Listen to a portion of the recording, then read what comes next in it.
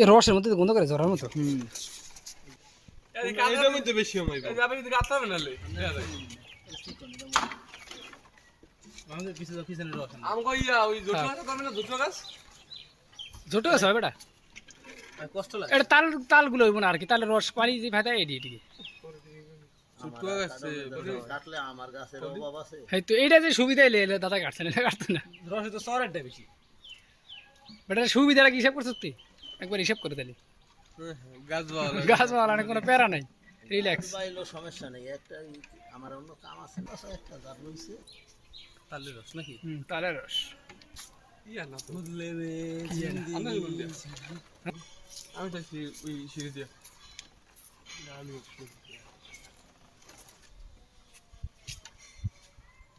পছন্দ না আমার আমার তোর লাই আমার